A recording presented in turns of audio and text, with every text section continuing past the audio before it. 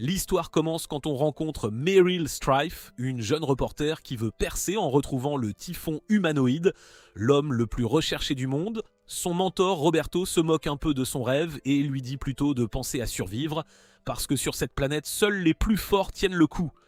La batterie de leur voiture lâche, alors elles doivent marcher. En chemin, Meryl se demande si ce fameux typhon humanoïde existe vraiment. Roberto lui balance un magazine avec son portrait robot et le traite de catastrophe ambulante, mais Meryl reste dubitative. Il s'arrête donc devant 3 corps pendus à l'envers. Roberto suppose que c'est l'œuvre d'un gang local. Meryl s'approche et voit qu'un bras cybernétique bouge. Elle le saisit et hop, il se détache. Elle sursaute en entendant une voix. Quand le corps se retourne, un homme rit comme un fou. Roberto veut partir à toutes jambes, mais Meryl décide de lui venir en aide. Au même instant, la police militaire arrive et Meryl fonce vers eux. Les militaires montrent un avis de recherche de Vache, le typhon humanoïde, avec une prime de 6 millions de dollars. Meryl prétend l'avoir aperçu, mais les envoie sur une fausse piste. Une fois parti, Vache les remercie et la Meryl l'attrape en disant qu'elle le livrera après une interview exclusive. Elle propose même de laver son honneur si lui est innocent. Vache se dit chanceux et suggère de faire l'interview au dîner du coin. En flashback, sur un vaisseau gigantesque, on voit Vache saluer une salle pleine de gens en stase. Des explosions éclatent soudainement partout dans le vaisseau, il panique et court dans tous les sens. En fuyant, il croise Naya et Rem. Il demande à Rem ce qui se passe et elle le rassure en disant que tout va bien. Ils se dirigent vers une capsule de sauvetage. Rem les aide à monter à bord. Ni lui demande de venir aussi, mais il n'y a de la place que pour 2. Elle pleure, leur dit qu'elle les aime et actionne le levier pour les sauver. Le vaisseau continue d'exploser, la capsule évite les débris et part saine et sauve. Le groupe arrive à une ville baptisée Ginararok. Meryl demande de l'eau à la tenancière Rosa, qui lui répond avec un gros manque de politesse. Cependant, quand Vache entre au dîner, Rosa l'accueille chaleureusement en expliquant que Vache est le sauveur de Ginararok. Il s'assoit. Meryl demande de l'eau, mais Rosa lui dit qu'il n'y a pas d'eau potable parce que l'usine est en panne. Rosa les conduit à l'usine et révèle que Vache l'a réparé gratuitement après une panne il y a quelques années. Une plante est en fait un générateur biologique qui produit tout ce dont les humains ont besoin pour survivre. Ces appareils viennent de la technologie de l'âge spatial perdu, on ne peut pas les reproduire, ils sont donc extrêmement précieux. Dash inspecte et constate qu'une plante est devenue rouge.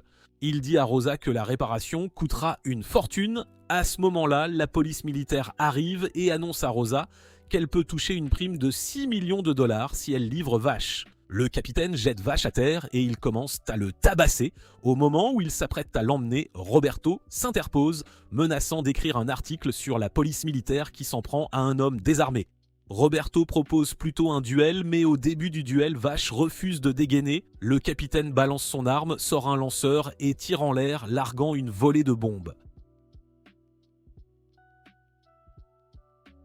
Tout le monde court se mettre à l'abri pendant que le capitaine se marre, mais Vache reste immobile.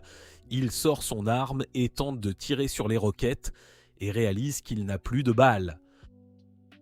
Vache appelle des balles et Meryl parvient à lui en lancer une. Le capitaine la tire pour l'empêcher de la voir, mais Vache la récupère en la poursuivant. Roberto se demande ce qu'on peut faire avec une seule balle et Vache la charge dans son arme et vise les roquettes. Le capitaine fonce sur lui et tire au pistolet, mais Vache esquive à bout portant, le projette au sol et l'assomme. Ensuite, il utilise son bras cybernétique pour lancer un morceau de roche dans le ciel. Il tire, fracasse la roche et les éclats heurtent les roquettes qui explosent toutes en plein vol.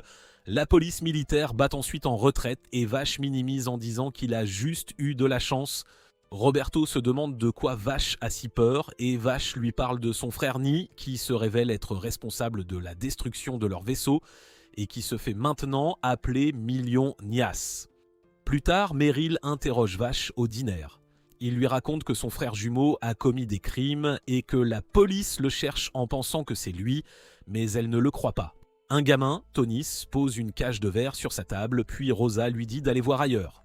Soudain, elle sort un pistolet, ce qui les choque, Et en regardant autour d'eux, tout le monde vise avec une arme pour capturer Vache. Vache prend la fuite, fait du parcours et parvient à esquiver toutes les balles. Il est poursuivi dans toute la ville, finit entouré, mais Meryl lui lance une corde et la tire pour le remonter. Pendant ce temps, la famille Nebraska, dans un camion, regarde l'affiche recherchée de Vache et pense que c'est une proie facile. En se cachant, Vache regarde aussi sa photo sur l'affiche et se trouve ridicule. Il imagine un plan pour quitter la ville. Ils attachent une veste rouge sur un oiseau géant, ce qui distrait beaucoup de poursuivants. Alors qu'ils s'apprêtent à partir, Rosa lui barre soudain le passage en lui ordonnant de se rendre. La famille Nebraska voit Vache à genoux devant Rosa et veut la prime pour elle. Ils pensent écraser tout le monde, mais le conducteur refuse et se fait éjecter du camion. Rosa avoue qu'elle a besoin de l'argent pour réparer l'usine. Elle sait que trahir Vache est mal, mais des enfants dépendent de l'usine. À ce moment, on entend un moteur. Le camion fonce sur Tony et Rosa, mais Vache les sauve. Le camion s'écrase et une voix tonitruante appelle Vache. La ruée commence. Vache s'enfuit sur Bird, mais la famille Nebraska le poursuit. Meryl et Roberto suivent aussi. Le camion se rapproche. Gossef lance son bras cybernétique pour l'attaquer, mais Vache l'esquive. Le camion s'arrête net. Vache s'arrête pour parler à Roberto. Gossef propulse son bras et accroche la monture de Vache. Vache continue de fuir pendant que le père de Gossef le traite de honte. Finalement, Gossef lâche prise et sa main heurte son père. La famille Nebraska rate sa capture et fait le tour de la ville à la place, semant le chaos partout. Vache apprend l'attaque et accourt pour aider. Il tente de s'enfuir avec la plante. Rosa essaie de les arrêter, mais Gossef l'attrape par le cou et la jette. Il essaie de l'achever, mais Vache arrive juste à temps. Il fonce vers eux et Gossett l'attaque avec ses bras cybernétiques. Vache esquive habilement et le père de Gossett tire son lance-roquette sans faire mouche sur Vache. Vache leur dit de ne pas prendre la plante parce que les gens en ont besoin pour survivre. Le père de Gossef lui rappelle qu'ils l'ont trahi, mais il veut encore les protéger. Il sort un pistolet et tire, et Vache contre et abat la balle en plein vol. La structure commence à s'effondrer, Gafsef va chuter à sa mort, mais il lance son bras et Vache tente de le remonter. Rosa menace l'homme qui répond qu'il veut juste sauver son fils Gafsef et promet de laisser la plante. Finalement, Gossef survit et son père le serre dans ses bras. Rosa les emmène tous à son dîner et offre des boissons, mais pendant qu'il profite, Vache s'éclipse en silence. Roberto le rattrape, se demandant pourquoi il s'enfuit. Soudain, on entend des cris et en revenant à l'intérieur, Gossett est couvert d'appareils que Roberto reconnaît comme de la technologie disparue. Quand les appareils virent au rouge, il court dehors et il y a une énorme explosion. Ils se mettent tous à courir, mais d'autres bombes apparaissent et s'accrochent à tout le monde. Vache essaie de les enlever, mais Roberto lui dit que c'est inutile. Roberto explique que les bombes viennent d'un criminel appelé le G Bomber et que lui seul peut les retirer. Il pense qu'il doit être dans le coin, alors Vache décide d'aller le chercher. Il lève les yeux et voit une silhouette. Vache arme son arme et tire. L'homme prend la fuite, ils le poursuivent, mais réalisent de vite qu'ils sont dans un champ de mines. L'homme s'assoit en face d'eux et commence à parler de eux. G Bomber, qui était son ancien nom, une machine jaillit du sol, il en prend le contrôle et se présente comme E.G. The Mine. La machine se referme et se met à tourner vers Vache qui l'évite. E.G. se dirige vers la plante et Vache le poursuit. Il largue des bombes pour ralentir Vache sans succès. Et en arrivant à la plante, E.G. s'empare de celle-ci avec sa machine. Il lance 2 bombes, mais Vache les fait exploser en plein vol, s'accroche à la machine d'E.G. qui parcourt la ville, et au bout d'un moment, Vache s'énerve et braque son arme sur E.G. Le criminel est intimidé, sa machine tombe d'une hauteur considérable. Avant que Vache puisse se relever, E.G. vole son arme et la pointe sur lui, mais Roberto et Meryl se jettent sur l'homme. Ils parviennent à le saisir et Roberto lui ordonne de désamorcer la bombe, sinon ils mourront tous ensemble. E.G. tente d'éloigner Meryl, mais Vache intervient. Voyant la bombe sur le point d'exploser, il lui dit d'appuyer sur le bouton à sa taille. Il l'appuie et toutes les bombes sont neutralisées.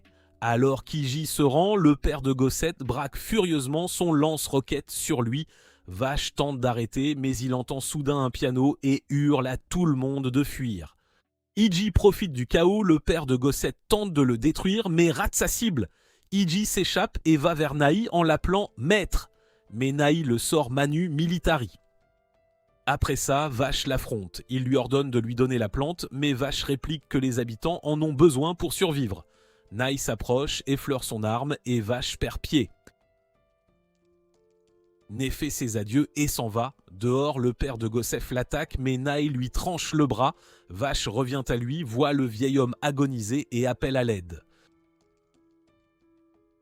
Né continue sa route vers la plante. Le groupe de Rose tente de l'arrêter, mais il massacre facilement ses compagnons. Ayant localisé la plante, Nai saute et tranche le toit du bâtiment. Vache lui ordonne de s'arrêter et tire sur son frère, mais Knife dissémine d'innombrables couteaux autour de lui. La pluie de lames couvre le ciel et tranche la ville qui s'effondre derrière lui. On voit les habitants au milieu des ruines. Rosa tient Vache pour responsable et lui ordonne de partir et de ne jamais revenir. Blessé, Vache part vers l'est pour retrouver son frère et Meryl et Roberto décident de l'accompagner. Dans la voiture, ils entendent des dindons les informations sur l'incident du rocher Ginora. Vache est suspect, eux deux seraient ses complices. Ils déplorent d'être traités comme des criminels quand soudain ils repèrent un homme nommé Nicolas. Ils essaient de l'éviter mais le percutent. Meryl va vérifier mais il est KO. Ils vont demander de l'aide dans un établissement proche et n'y trouvent que des cadavres. Nicolas reprend connaissance, il fouille l'endroit et découvre Zazie cachée dans un casier.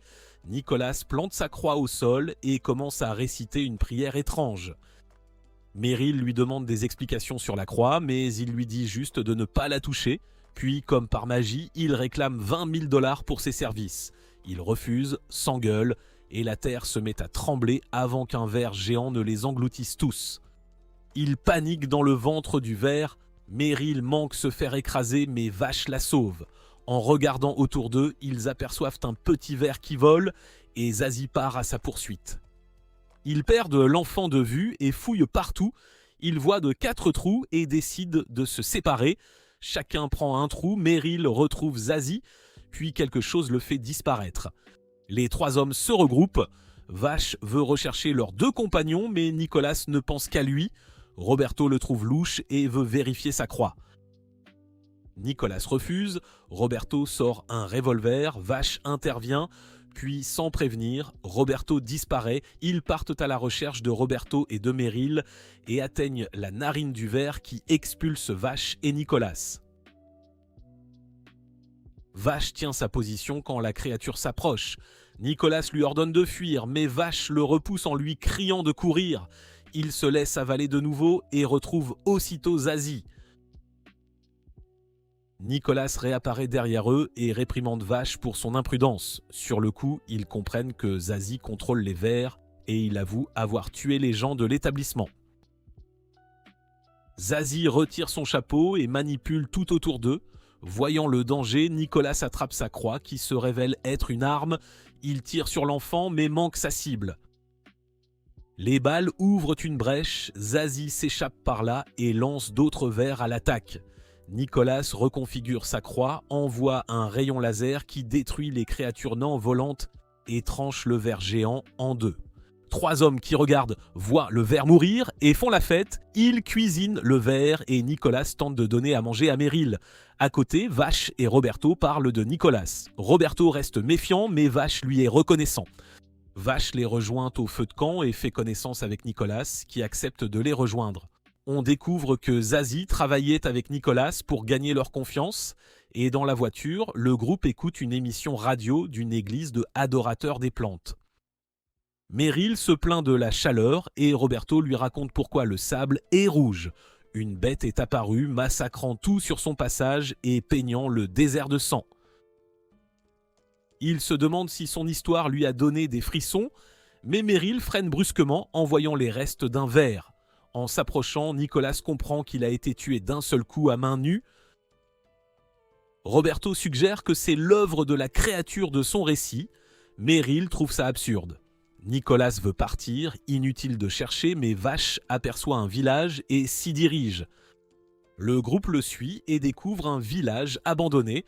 Roberto désigne un moulin brisé en concluant que la ville a manqué d'énergie. Vache fouille les lieux. Soudain, des balles sifflent vers lui, il court se mettre à couvert. Un énorme mastodonte surgit en appelant Vache la ruée. Nicolas ouvre le feu et tous prennent la fuite. L'assaillant les poursuit en tirant avec sa Gatling. Nicolas chute mais réussit à se cacher. Le brute continue de traquer Vache. Nicolas sort et tire dans son dos sans effet. Finalement, Vache se retrouve acculé. L'attaquant s'approche lentement et ouvre le feu. Vache esquive, riposte et fait tomber des tuyaux métalliques sur son adversaire. La brute est renversée, Vache va le voir, mais l'homme se relève et braque son arme. Nicolas l'interrompt d'une balle dans le dos. La brute tombe à genoux et Vache s'enfuit avec Nicolas. Il se cache dans une ruelle et Nicolas traite Vache d'idiot pour être allé vérifier. Vache répond qu'il craignait que la brute soit vraiment morte. Nicolas l'interroge sur le village, alors Vache raconte le passé. En flashback, on voit Rollo enfant prier avec sa mère. Il lui demande pourquoi on sacrifie des enfants aux dieux. Sa mère explique que c'est pour obtenir des bénédictions et envoyer les enfants au ciel. Un jour, Rollo rentre et surprend sa mère parler à quelqu'un. Elle compte l'offrir en sacrifice pour bénir le village avec le vent. Horrifié, Rollo fuit et rencontre Vache, qui lui dit que sa mère le cherche.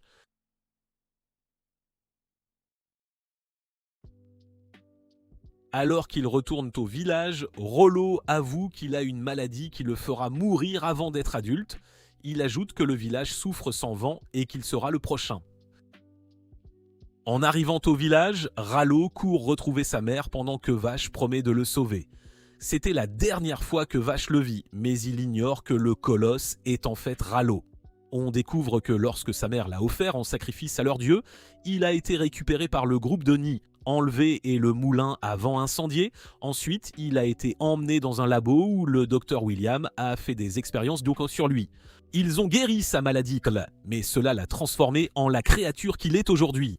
De retour au présent, Rollo les surprend dans la ruelle. Ils tirent et ils se mettent à couvert. Nicolas fonce sur lui, mais le vent jaillissant de la main de Rollo le repousse. De plus en plus d'air sort de sa main tandis qu'il appelle la ruée, et c'est là que Vache comprend que le colosse, c'est Rollo. Rollo continue de poursuivre Vache. En courant, Vache lui crie de reprendre ses esprits, sans réponse. Nicolas pense que Rollo n'est plus qu'un monstre et sort un flacon. Vache s'approche pour parler à Rallo, mais il est attaqué. Il heurte le mur qui brise l'une de ses armes. Rallo utilise le vent pour le désarmer, puis l'empoigne au cou.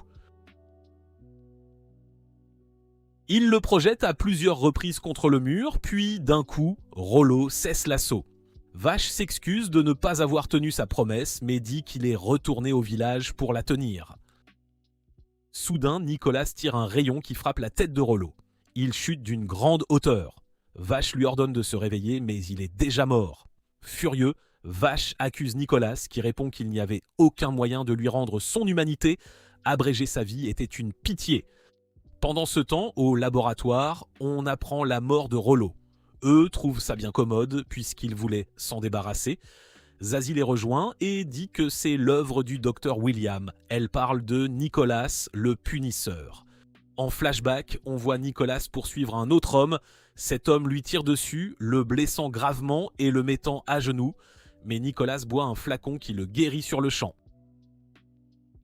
L'homme le traite de monstre et Nicolas le terrasse. On voit le groupe en voiture, ils entendent d'autres infos sur Vache à la radio. Roberto coupe la radio, il dit qu'il est temps de rendre leur reportage et qu'ils doivent retourner à la compagnie, mais Meryl s'y oppose. Ils abandonnent Vache et Nicolas dans un port où ils montent sur un bateau sable en direction de la cité de Julie. Meryl dit à Roberto qu'ils ne peuvent pas laisser Vache s'en aller, elle lui demande s'il a peur. Roberto répond qu'il ne risque pas sa peau pour un reportage bon marché. Pendant ce temps, Vache demande à Nicolas pourquoi il le suit sans cesse. Nicolas répond qu'il veut le protéger, donc qu'il devrait être reconnaissant.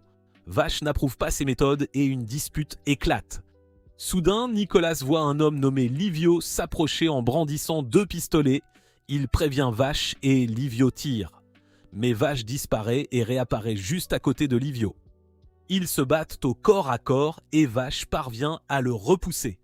Nicolas reconnaît Livio et lui demande ce qu'il fait là. On voit en flashback un jeune Livio emmené à l'orphelinat de Hopeland. Nicolas le retrouve à l'orphelinat. Il apprend que Livio est un pleurnichard qui pense sans cesse à ses parents. Un soir, Nicolas s'approche pendant qu'il pleure, mais Livio l'ignore. Pour attirer son attention, il lui fait une farce en feignant une chute d'un rebord. Livio vient voir, Nicolas se relève d'un bond, il se présente et les deux deviennent amis. Mais un jour, un groupe étrange approche Nicolas et lui annonce qu'il a réussi le test. Il le félicite et tandis qu'on l'emmène, les autres orphelins lui font leurs adieux. Il est emmené dans un laboratoire où on fait des expériences sur lui. On lui administre un médicament qui renforce le corps et guérit tout. William note que son organisme s'adapte très bien à l'expérience, mais comme effet secondaire, il prend l'apparence d'un adulte en quelques mois. Désireux de revenir à l'orphelinat, il prépare un plan d'évasion. Il s'évade de sa cellule et fonce vers la sortie, mais les gardes lui tirent dessus. William gronde les gardes d'avoir tiré et tandis qu'il saigne au sol, Nicolas prend son médicament qui répare instantanément son corps. Il se relève et tente de s'échapper par la fenêtre, mais une force le fige, tord son corps et lui brise les os. De retour en cellule, il reçoit la visite d'un homme nommé Legato. Il dit à Nicolas qu'il est doué, qu'il va rejoindre l'œil de Michael. Nicolas tente de le frapper, mais le pouvoir de Legato le repousse. Legato explique que l'œil de Michael est une secte qui élimine ceux qui s'opposent à Nives. Nicolas refuse de rejoindre leur culte, mais ils sortent Livio et Legato lui dit que si Nicolas refuse, Livio fera le sale boulot.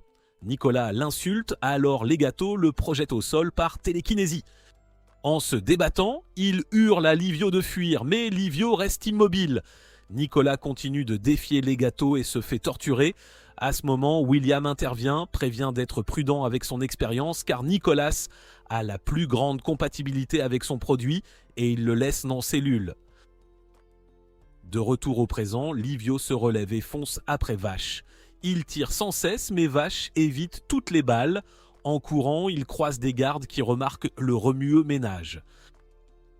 Il lui ordonne de se rendre, mais Vache leur demande de rester à distance. Livio surgit derrière lui et continue la poursuite. Les gardes encerclent Livio et lui demandent d'Achon de baisser son arme. Pendant ce temps, Meryl fonce furieusement dans le désert au volant. Roberto tente d'expliquer la situation, mais elle n'écoute pas, et à cet instant, ils se font encercler par la bande du mauvais garçon. Dash continue de fuir Livio tandis que les gardes tirent. Livio se place devant eux en brandissant ses armes. Les gardes ouvrent le feu et le touchent plusieurs fois, mais il se régénère aussitôt et riposte. Vache interroge Nicolas sur Livio, mais Nicolas lui dit juste de s'enfuir. Vache charge Livio, le plaque au sol et le maintient. Livio tente de parler, mais les gardes interrompent. Et Nicolas tire sur eux pour les repousser, distrayant Vache, permettant à Livio de le balancer d'un coup de pied. Livio veut l'achever au sol, mais Nicolas part les balles avec sa croix. La scène bascule sur Legato et Zazie qui observent via l'un des insectes de Zazie. Ils discutent du piège de Nicolas. Il protège trop de choses. Si Livio meurt, il sera remplacé et d'autres orphelins seront livrés aux expériences. Livio reprend le feu sur Nicolas, mais ce dernier voit une ouverture et frappe Livio avec sa croix, l'assommant. À cet instant, Legato influe sur le courant de sable, détruisant une partie du jet et le déviant. Le navire se dirige vers l'orphelinat Hopeland et pour couronner le tout, la bande des mauvais garçons débarque à bord. Nicolas tire pour les repousser, mais ils entrent par les hublots. Livio se relève et fonce sur Vache. Nicolas se place devant. Il ordonne à Vache de partir tout en repoussant Livio, tire et lui blesse la jambe, qui se régénère aussitôt. Livio riposte, Nicolas doit se mettre à couvert. Pendant ce temps, Roberto et Meryl sont avec les mauvais garçons qui posent pour des photos parce qu'ils veulent de la pub, jusqu'à ce que Vache débarque et leur mette une raclée en se demandant ce qu'ils foutent sur le bateau. Livio continue de tirer sur Nicolas qui se protège avec sa croix. Ils s'échangent des coups, Nicolas le repousse, mais bientôt, ils s'ouvrent mutuellement des blessures en tirant l'un sur l'autre. Nicolas prend une fiole. Pendant que Livio récupère, on l'entend marmonner qu'il veut devenir aussi fort que lui. Nicolas veut qu'il cesse de le poursuivre. Il est sur le point de l'abattre quand Vache tire, perturbant sa visée et touchant le ver espion de Zazie. Zazie veut continuer à observer le combat, il crache un autre ver et l'envoie. Vache court vers Nicolas pour l'aider, mais Livio fonce sur eux en chargeant. Pendant que Vache se bat contre Livio, il propose de l'aider à revenir à lui, mais Livio lui assène un coup de pied et l'envoie au sol. En rechargeant, Livio exécute une manœuvre de main que Nicolas lui avait apprise enfant, et Nicolas comprend qu'il peut peut-être le sauver. Nicolas fonce, encaissant les balles pour réduire la distance et tirant sur son masque. Il brandit les armes de Livio en lui ordonnant de se réveiller. Livio se souvient de Nicolas, mais semble contrôlé par l'œil de Michael. Dans la panique, il vise au hasard, puis finit par se tirer dans la tête et tombe du bateau.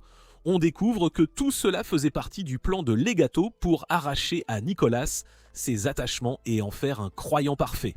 Le gâteau veut s'assurer de détruire l'orphelinat. Il pointe le canon du navire vers l'établissement. Le groupe voit le canon bouger, court dans tous les sens pour trouver une solution et tombe sur la salle de contrôle. Dash essaie d'utiliser l'ordinateur pour arrêter le vaisseau et son canon, mais ça ne marche pas. Alors il comprend qu'ils devront le faire manuellement. Roberto rit sûr que c'est impossible, mais Nicolas se porte volontaire, prêt à sauver l'orphelinat coûte que coûte. Nicolas court vers le canon pendant que Vache manie des câbles du vaisseau, les enroule autour du tube et tire en arrière. Pendant ce temps, Meryl doit tirer le canon dès qu'il sera prêt.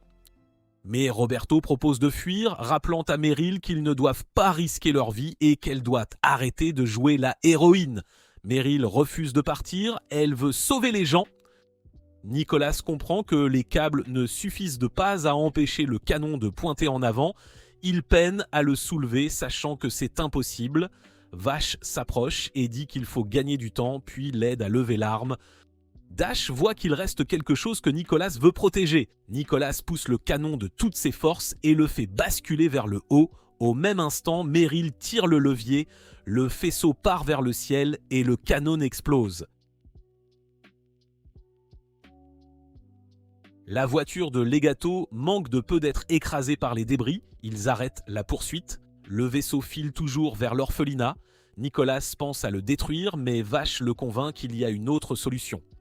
Vache va parler à la plante pour qu'elle aide pendant que Nicolas descend dans la salle des moteurs. Il voit le frein, trop chaud pour les autres. Il fonce, boit une fiole et tente de le tourner de toutes ses forces. Nicolas y arrive, la plante semble répondre à l'appel de Vache et le vaisseau s'immobilise juste avant l'orphelinat. Le groupe cherche Vache et le trouve dans la salle des plantes. Mais la plante est en fait une créature et des motifs apparaissent sur le visage de Vache, confirmant qu'il est lui aussi une plante. En flashback, on voit le jeune Vache écrire après la destruction de leur navire. Né lui dit qu'il est complice. Il a donné à son frère le code d'accès qui a permis de détruire le vaisseau. Il cherche Rem, trébuche, voit un corps carbonisé s'agripper à sa jambe et se met à courir en imaginant les morts à ses trousses. Plus tard, on le retrouve étendu par terre, désireux de disparaître, mais des inconnus le sauvent. Ils l'emmènent à bord et découvrent que c'est une plante. Une dame, Louida, l'appelle autonome, affirmant que Vache est née d'une autre plante. Alors qu'il se demande quoi en faire, Vache se réveille et prend la parole, les surprenant. Louida l'interroge sur son identité et veut savoir s'il y avait d'autres rescapés sur le vaisseau d'où il vient. Vache leur dit probablement être l'unique survivant et Brad, méfiant, pense qu'il cache quelque chose. Il part donc chercher le vaisseau de Vache pendant que Louida s'occupe de lui donne à manger et Vache avoue qu'en tant que plante, il ne peut rien faire d'autre qu'imiter un humain. Au bout d'un moment, Brad revient avec des photos de famille de Vache et une boîte noire. Vache cesse de manger et Louida lui tend une photo en lui disant de croire en lui. Il doit bien y avoir quelque chose qu'il peut faire. Il passe plusieurs jours seul dans sa cabine. Brad veut se débarrasser de lui, le jugeant inutile, mais Louida tente de reconstituer un enregistrement audio. À l'écoute, il découvre que quelqu'un a saboté le vaisseau de Vache et constate que quelque chose d'anormal se passe sur leur propre navire. Ils se rendent à la salle électrique où ils trouvent une plante en mauvais état. Louida tente de la réparer, mais un membre d'équipage remarque que Vache essaie de s'enfuir. Ils le rejoignent et il dit que la plante appelle à l'aide. Il veut la rencontrer. Brad ne lui fait pas confiance, mais Louida le laisse sortir de la salle pour permettre à Vash de communiquer avec la plante, ce qui améliore son état. Louida le remercie de les avoir sauvés, lui enlève ses menottes et l'emmène dans sa nouvelle cabine, en l'informant qu'il fait désormais partie du groupe. Elle lui confie la tâche de veiller sur les autres plantes du vaisseau. Vash grandit à bord et finit par s'entendre avec Brad. Quelque temps après, Louida lui offre sa veste rouge emblématique comme cadeau de tous à bord, et Vash la remercie d'avoir fait du vaisseau son foyer. Brad répare la boîte noire récupérée sur le vaisseau de Vash pour comprendre la cause du crash. En remettant l'enregistrement, il voit Knight appeler l'acolyte de Vash. Il réalise que Vash a menti sur le fait d'être l'unique survivant et Brad suppose qu'il complote avec Ni pour saboter leur navire. Vash entend ça, alors il s'enfuit du vaisseau en laissant sa veste. On fouille sa cabine et on trouve une lettre disant qu'ils sont sa famille, mais qu'il ne peut fuir son passé, alors il va tenter de s'en racheter. Louida part à la recherche de Vash, Brad se sent coupable pour ses paroles. On voit Ni sur un autre navire jouer du piano quand une alarme retentit. Avec le docteur William, ils vont voir les plantes et découvrent qu'elles ont atteint leurs limites et que leur corps se dégrade. Ni voit qu'elles vont mourir, des gardes arrivent et William demande pourquoi les plantes ont été surchargées. Les gardes répondent que c'était pour accélérer la reconstruction et revigorer la planète. On leur ordonne de quitter la zone, mais Ni supplie le docteur de soigner les plantes. Au même instant, les végétaux doivent brûler leurs dernières réserves dans une moisson finale qui les tue. Ni s'effondre à genoux pendant que William lui demande de pardonner aux humains. Dash arrive, voit Ni à genoux. Nai dit qu'il vient de voir la vraie nature de l'humanité, mais les gardes prétendent que les plantes ont été créées pour servir les humains. Alors qu'on attrape Nai pour le faire partir, il comprend qu'il doit en venir à la violence. Il tue les gardes avec ses couteaux pendant que Vash lui ordonne d'arrêter. Knight adopte le nom Million Knives, jurant d'abattre les humains pour ses semblables. Knight veut que Vash participe au massacre, mais Vash lui rappelle que les plantes ont aussi besoin des humains pour réguler leurs énergies. Knight rejette ça, disant que c'est une vie inventée par les humains pour les contrôler. Il fonce sur les derniers gardes, les abat à coups de lame et récupère un pistolet. Il le qualifie d'arme du mal créée par les humains et le tend à Vash, affirmant que c'est une arme qui lui va bien. À ce moment, Louida arrive et supplie Vash de rentrer chez eux, mais Nai veut qu'il la tue. Vash refuse, Nai s'empare de l'arme et se dirige vers Louida. Vash le projette au sol pour l'arrêter, mais Nai repousse Vash et commence à étrangler Louida. Vash se relève et une porte jaillit soudain de sa main, engloutissant tout autour d'elle. Nai se coupe le bras qui disparaît, Vash s'effondre. Louida s'inquiète, Nai lui ordonne de ne pas le toucher et Vash braque son pistolet sur Nai. Nai comprend que Vash ne veut pas le suivre, il s'éloigne en jurant de bâtir un monde de plantes. De retour au présent, Vash se réveille chez lui pendant que Brad répare son bras cybernétique. Brad avoue être jaloux parce que Vash ne vieillit pas comme lui et Louida le rassure à son retour. Vash retrouve ses amis et les remercie d'avoir aidé à arrêter le vaisseau. On apprend que Louida et Brad connaissent Vash depuis 150 ans et qu'ils utilisent le sommeil cryo pour ralentir le vieillissement. Louida les conduit dans un jardin, Meryl s'émerveille devant tant de fleurs. Louida explique que ce sont des floras qui allègent la charge des plantes, qu'ils veulent qu'on les répandre sur la planète, mais que ça prendra du temps.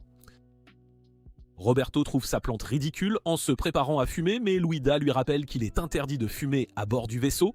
Pendant ce temps, Nicolas se demande si Vash peut se réconcilier avec Ni, mais Vash veut juste sauver tout le monde, Ni inclus. Nicolas n'aime pas cette réponse, mais Brad lui dit que Vash est comme ça.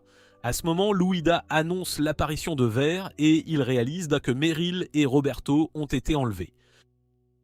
Meryl et Roberto se réveillent, se demandant où ils sont, quand Zazie les salue en disant « Bienvenue à Julaï ». Ils se demandent si les Verts doivent tous se ranger du côté des humains ou des plantes, tandis que Roberto pense combattre avec Ni et tire son arme.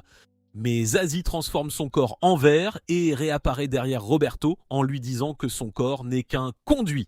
Zazie explique que les Verts existaient bien avant les humains et qu'il craint que ceux-ci ne détruisent sa planète comme ils ont détruit la Terre.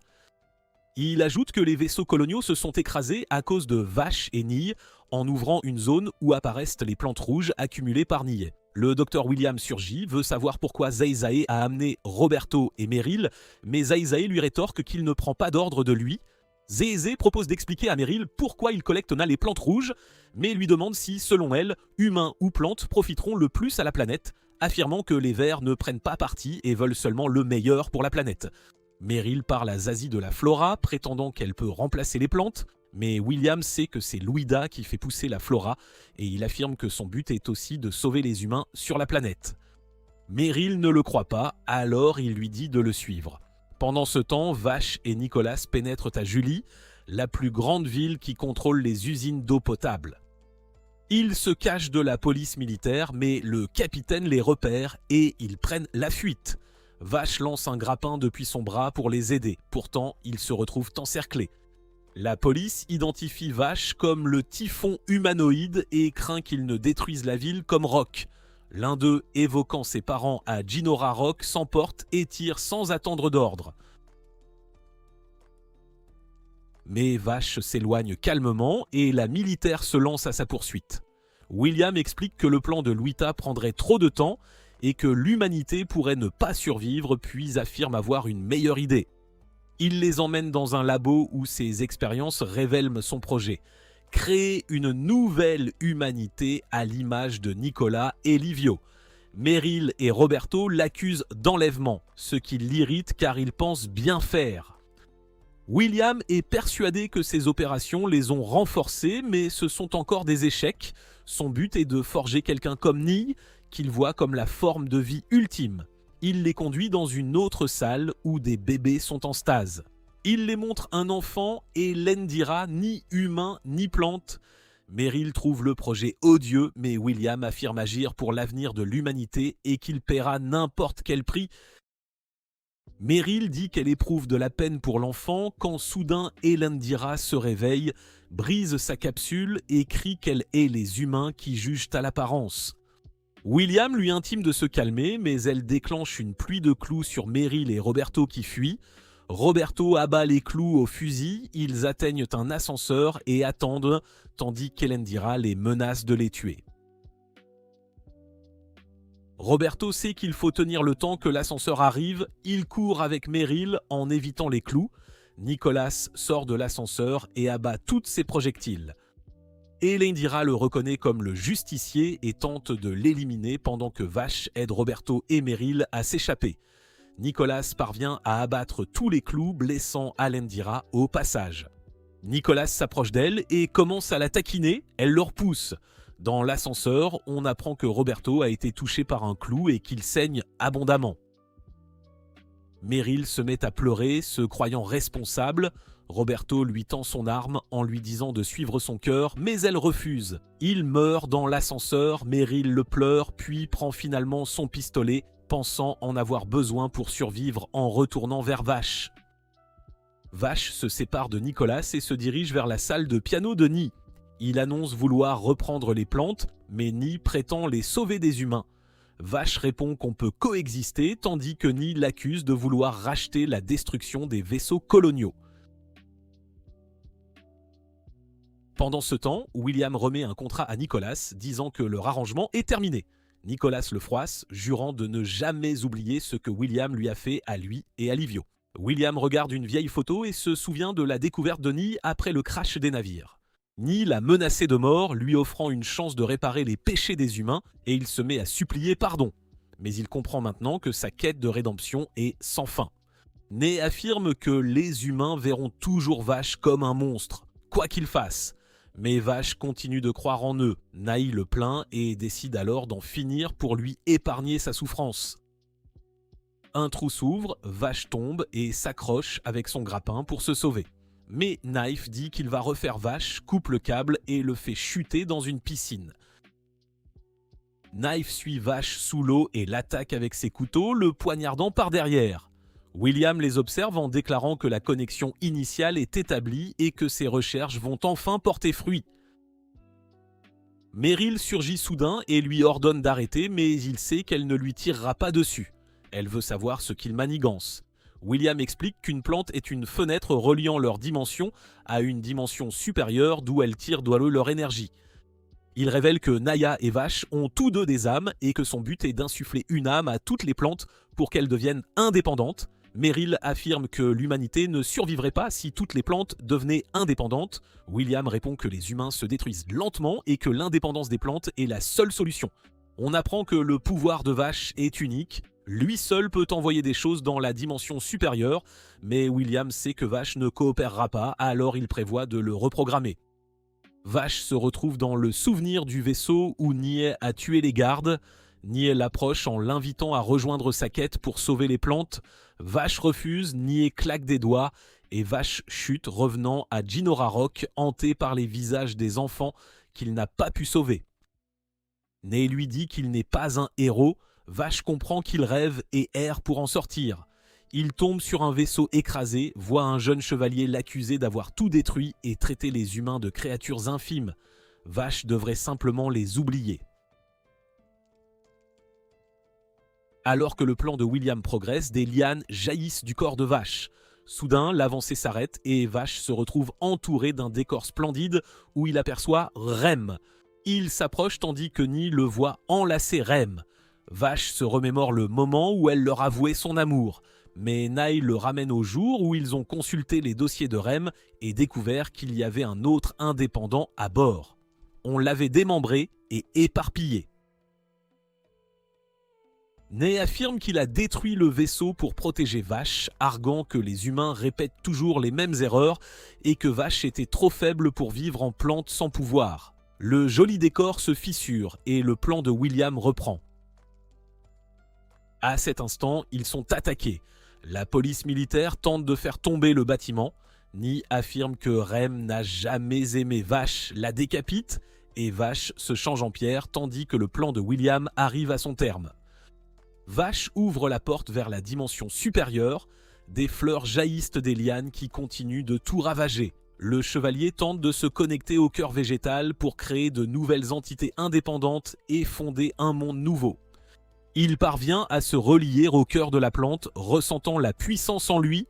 Meryl tire en direction de Vache pour le réveiller, sans effet, et William affirme que la seule façon de refermer la porte est de tuer Vache. Les vignes envahissent vite la ville, encerclent Meryl qui tente de rejoindre Vache. Elles l'embrouillent, la font chuter, mais elle refuse d'abandonner. Elle sait que seule Vache peut arrêter Nai, alors elle fait tout pour le réveiller. Finalement, Vache entend Meryl l'appeler, il sent que quelque chose cloche quand Nai veut le retenir. Mais il s'enfuit, tandis qu'en courant, l'esprit de Rem sort de sa main et file devant lui. Vache la poursuit alors qu'elle le remercie d'avoir protégé ses rêves et ses espoirs. Finalement, il se réveille, les corps rejettent Nai qui est propulsé, la porte se referme et les lianes reculent. Ney se jette sur Meryl, Vache intercepte l'assaut et la sauve. Il ouvre un portail dans sa main, aspire toutes les lianes et les enferme dans un cube. Nai l'attaque, ils échangent des coups, Vache tente de le tirer à distance. Ney parvient à l'agripper et le projette contre le mur, mais Vache voit que le cube va céder. Il donne tout pour repousser Nai et s'enfuit pendant que Ney le poursuit. Ils se battent dehors, les couteaux de Ney ravagent tout, faisant glisser Meryl du toit, mais Nicolas la rattrape in extremis. Voyant le combat, il emmène Meryl en courant, convaincu qu'ils n'ont aucune chance. Ney essaie d'arracher le cube à Vache alors qu'il chute du bâtiment. Vache parvient à le dégager d'un coup de pied, puis déploie une aile sombre et survole la ville. La police militaire le repère, l'ouvre-feu, le blesse et il tombe. Vache leur dit qu'ils sont en danger, mais ils continuent de tirer en l'accusant d'avoir détruit la ville. Nai arrive, tranche des soldats en deux et tente de convaincre Vache que les humains sont leurs ennemis. Le combat se poursuit en survol de la ville. Vache plaque le cube contre son pistolet, invoque un bras immense pour repousser Nai et continue de monter pendant que Night le poursuit. Ney comprend que Vache veut expulser l'énergie du cube dans l'espace et tente de le lui voler pour retourner dans la dimension supérieure. Il lui dit que les humains ne cesseront jamais de le traquer, mais Vache réplique qu'il peut toujours continuer de fuir. Ils arrivent dans l'espace, le cube va exploser, alors Vache le pointe et libère un puissant rayon d'énergie, mais il frappe Naya qui tente encore de le lui arracher. Il essaie désespérément d'attraper le cube, son corps se consume lentement, il touche le cube en jurant de créer un nouveau monde puis se consume entièrement. En retombant sur la ville, l'impact provoque une énorme explosion qui détruit tout, ne laissant qu'un cratère. 2 ans plus tard, le monde tient Vache pour responsable de la destruction de Julie et augmente sa prime à 60 milliards de dollars. On voit Meryl au cratère, se remémorant l'aventure avec le groupe. On ne sait pas où est Vache, mais on voit un bâtiment abandonné où il tente de jouer du piano. Apparemment amnésique, Meryl et une autre journaliste nommée Meryl vont dans un café quand un criminel qu'elles suivent arrive pour semer le chaos. Il saisit Meryl et lui demande si c'est la journaliste qui le recherchait, mais Meryl l'abat et, avec Meryl, neutralise les autres. Les autorités arrêtent les malfrats et Meryl s'apprête à savourer son dessert préféré avec Melly quand des infos annoncent le premier vol d'usine en 2 ans. Dans les 6 mois qui suivent, 5 autres vols semblables ont lieu. Elles se rendent dans la ville où l'un d'eux a récemment eu lieu et Meryl pense que tout est lié. Millie craint que les habitants ne soient pas bien accueillis comme réfugiés par les villes voisines et Meryl sait qu'aucune ville n'a de ressources à donner, d'où des conflits à venir pour l'eau et la nourriture. Sur le chemin du retour, elles apprennent que Vache est toujours en fuite et Millie se demande si Nii est derrière ces vols d'usine. Elle pense que Vache pourrait être vivant si c'est le cas et Meryl revoit la scène de la destruction de July pendant que Millie rappelle que Nii était impliqué. Mais Vache a lui aussi contribué à la destruction de la ville, il doit vivre avec cette culpabilité. Millie parle des desserts délicieux quand elle aperçoit soudain un ver géant qui fait peur à Meryl, mais Millie rassure en disant que ça va, Zazie le chevauche. Il dit qu'il est venu leur montrer quelque chose d'intéressant, soulève leur véhicule et les emmène vers l'épave du Grand Chute, resté inconnu depuis plus d'1 siècle. Il les guide dans le vaisseau, mais Meryl panique en tombant sur un squelette humain et Zazie constate qu'aucun passager n'a survécu au crash. Ils réussissent à remettre le courant et Zazie leur montre la partie la plus importante du vaisseau, c'est-à-dire les serres. Ils se demandent ce qu'elles sont devenues après le crash, maintenant inutiles, et Millie suggère qu'elles ont peut-être eu le temps de se reposer, ce qui fait sourire Zazie. Il montre une plante morte à l'intérieur d'une capsule et dit qu'elle est morte peu après les humains, mais Millie remarque que la capsule semble parfaitement fonctionnelle et Meryl pense que ce n'était ni un dernier essai ni une panne, alors elle s'interroge sur la cause de la mort. Elle pense que c'est sans doute un engorgement, alors Millie vide la capsule, et quand Meryl se prépare à la toucher, Zazie lance qu'elle est comme Vache, elle ne supporte pas de voir souffrir une plante. Il précise que Knife ressent la même chose, mais Millie rappelle qu'il a voulu exterminer les humains pour créer un paradis pour les plantes, et Zay demande à Meryl pourquoi elle refuse de laisser souffrir les plantes. Meryl explique que les humains exploitent les plantes pour survivre et qu'elle veut aussi améliorer les choses pour elle, mais cela mettrait les humains en danger. Zazie estime que c'est un cercle sans fin. Meryl touche la plante qui se transforme soudain en poussière. Elle dit qu'elle veut malgré tout trouver la meilleure voie, même si ça prend des années, tandis que Millie pense qu'il faudra apprendre à vivre sans les plantes. Elle propose qu'on mange les vers, ce qui fait rire Zazie. Il aime sa manière de voir les choses simplement. Meryl reçoit un message du quartier général signalant qu'un émissaire a repéré une flotte terrestre en route vers les terres désolées. Le message précise que la flotte se dirige vers l'amas d'étoiles Berkeley 59 à la recherche de nouveaux horizons. Ils atteindront la planète dans environ 6 mois et tous ceux qui veulent les rejoindre pourront partir pour cette nouvelle frontière. Au bar, tout le monde est ravi et commence à fêter l'idée de partir dans 6 mois. L'ambiance change quand un type bizarre, Hopper, arrive pour acheter du lait et le barman lui rappelle d'utiliser la porte de derrière parce qu'il dérange tout le monde. Il retourne à sa maison, abandonnée en périphérie, où il prépare de la bouillie pour Vache, apparemment dans un état végétatif depuis l'incident de Julie. Hopper note que les gens de sa ville sont sympas, contents de lui vendre du lait, et il évoque une annonce sur l'arrivée d'un vaisseau, puis se tait, convaincu que Vache n'en voudra pas. Ensuite, il va au garage fabriquer quelque chose et répète le même cycle le lendemain. En lui rasant la barbe, il lutte pour contenir ses émotions. On apprend qu'il veut tuer Vache, ayant perdu quelqu'un de cher lors de la destruction de Julie, et qu'il l'appelle Erix. Il est interrompu quand quelque chose s'écrase derrière la maison. Dehors, il trouve une fille blessée, Jessica. En flashback, on voit que les passagers du vaisseau 3 reçoivent aussi le message de la flotte coloniale et y croient. Jessica pense que leur long appel à l'aide a enfin été entendu. Le vaisseau parti de la Terre il y a environ 150 ans a justement capté la transmission de leur planète. Brad est plein d'espoir, mais l'ingénieur du vaisseau signale qu'ils ne peuvent pas contacter la flotte tant qu'ils ne sont pas plus proches, puisqu'ils sont encore à 0,15 années-lumière de la zone de non-droit. Il faudra donc 2 mois pour transmettre le message. L'ingénieur croit qu'ils seront sauvés, mais Louida reste sceptique et rappelle qu'il ne faut pas baisser la garde. Elle admet que c'est une bonne nouvelle et que l'espoir leur donne la force de tenir jusqu'au lendemain, puis l'alarme se met soudain à retentir. Ils sont attaqués. Brad place Jessica dans une capsule et lui dit de retrouver Vash grâce au traceur de sa prothèse, assurant qu'ils tiendront jusqu'à son arrivée. Dans le présent, Jessica se réveille et montre à Hopper une photo de Vash. Elle est venue le chercher. Il lui dit de le suivre, mais blessée, elle ne peut pas marcher, alors il la porte jusqu'à la maison où elle voit Vash jouer du piano. Elle se précipite pour le serrer, mais remarque qu'il n'est pas normal. Hopper lui explique qu'Erix est comme ça depuis longtemps, ce qu'elle ne comprend pas. Il raconte l'avoir trouvé dans cet état après la destruction de July et pense qu'il a perdu la mémoire à cause de ce qu'il a vécu, mais Jessica s'interroge sur le fait qu'Hopper l'appelle Erix. Elle essaie de parler à Vash, ne sachant pas où commencer, se met à pleurer. Hopper lui demande si ça va. Elle révèle qu'il savait qu'il avait survécu, mais qu'ils ne sont pas venus le chercher parce qu'ils ignoraient de l'ampleur de sa souffrance. Elle pense qu'il vaudrait mieux le laisser tranquille, puis songe à Brad et aux autres, ce qui l'inquiète.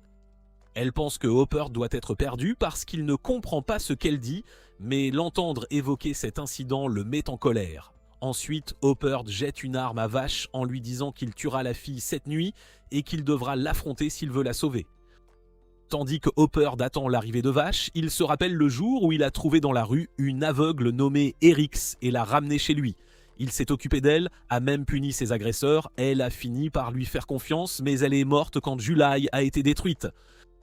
De retour au présent, Vash arrive enfin et Hopper note que Jessica dort, mais qu'il la tuera si Vash perd le duel. Il explique que la seule façon de la sauver est de le tuer, puis il projette ses bras robotiques pour s'élancer dans les airs. Il se jette sur Vash, qui l'évite sans peine, et alors que Hopper s'écrase au sol, Vash se rappelle qu'il n'avait rien mangé juste pour pouvoir le nourrir, mais il se relève aussitôt et fonce de nouveau sur lui. Il parvient à le repousser, mais Vash lui fout un coup de pied et braque son arme. Hopper l'invite à tirer comme il a détruit la ville et balance que ce que Vash lui a pris représente la moitié de son existence. Révélation qui choque Vash et il se laisse frapper. Il raconte qu'il vivait dans un long rêve et qu'Hopper avait été bon avec lui puisqu'il aurait pu le tuer à tout moment. Il se demande pourquoi il ne l'a pas fait, avoue qu'il aurait accepté la mort de sa main, mais qu'il ne peut pas permettre que Jessica soit tuée. Il supplie Vash de mettre fin à ses souffrances. Vash refuse et Hopper l'attaque par-dessus. Alors Vash tire sur ses bras blindés, les provoquant en panne. Il s'écrase au sol en demandant à Vash de l'achever, mais celui-ci n'y arrive pas. Alors Hopper attrape la main de Vash et se tire une balle dans le cœur. Dans ses derniers instants, il prévient que Vash continuera à vivre et à souffrir dans ce monde affreux, voit Erix avant de mourir, tandis que Vash éclate en sanglots et se demande s'il aurait mieux valu qu'il ne soit jamais né. Vash porte Jessica sur son dos, elle s'excuse de le déranger et explique qu'il n'a pas le choix. Lui se demande si leur maison est vraiment attaquée puisqu'une seule personne sait où elle est et réalise que Nai pourrait être encore en vie. Il joue du piano une dernière fois, replonge dans ses souvenirs, puis part avec Jessica sauver les autres. Le lendemain, Millie et Meryl écoutent les infos et apprennent que pour la première fois en 2 ans et demi, quelqu'un a aperçu Vash le Stampede. Cela excite Meryl, mais elle rappelle qu'on ne peut croire une nouvelle extérieure sans la vérifier. Il faut voir de ses propres yeux. Elle dit à Millie d'avoir une vision large en quête de vérité. Millie répond « Regarde devant » et elle fonce droit sur Nicholas. En flashback, on voit Emilio, un garçon qui malmène les autres à bord du vaisseau, persuadé qu'ils doivent obéir car il est supérieur. Puis il entend du bruit et voit Ni tuer les humains du vaisseau écrasé pour avoir exploité les plantes et, fasciné par l'idéologie de Nihai, décide de le suivre. De nos jours, les autorités interrogent l'homme qui prétend avoir vu Vache. Il réclame la prime, mais on refuse. Il n'a pas capturé Vache. Millie photographie la capsule, un officier lui dit que de meilleurs vaisseaux arriveront d'ici 6 mois et se réjouit, même s'il sait qu'il va perdre son boulot. Elle raconte à Meryl ce qu'elle a trouvé sur Vache. Meryl note qu'elle n'a pas pu joindre Brad et Louita et pense que Vache a peut-être été les aider. Millie veut y aller, Meryl approuve. Un journaliste doit être rapide et courageux, pendant que Nicholas grogne manquer de provisions. Mais la camionnette démarre en trombe, il la poursuit en criant « Attendez-moi !» Pendant ce temps, Vache et Jessica arrivent près du vaisseau et constatent que le bouclier est désactivé, ce qui les inquiète. Ils se faufilent à l'intérieur, Jessica se demande si quelqu'un a survécu. Vache lui rappelle que Brad avait promis de les retenir, ils pensent qu'ils doivent tous se cacher quelque part, puis un sifflement se fait entendre et Vache se demande si Naya est saucée là. Vache regarde autour de lui et voit quelqu'un au-dessus, dit à Jessica de rester près de lui, puis remarque qu'elle a déjà disparu. Nye le remercie de l'aider à débarrasser July City des ordures. Vache se demande où sont les passagers. Nye affirme qu'ils sont vivants mais menace de les tuer si Vache ne accepte pas de collaborer avec lui. Il ne répond pas, alors Nye comprend qu'il faut le motiver. Il décide d'éliminer les passagers un à un jusqu'à ce que Vache cède. Il précise que l'ancien Nye est mort, qu'il s'appelle désormais Million Knives et s'apprête à tuer Jessica, mais Vache lui tire dans la main pour lui faire lâcher son arme. Jessica tombe au sol, Vache se précipite pour la vérifier, mais elle se révèle être un robot et une multitude d'automates l'attaquent.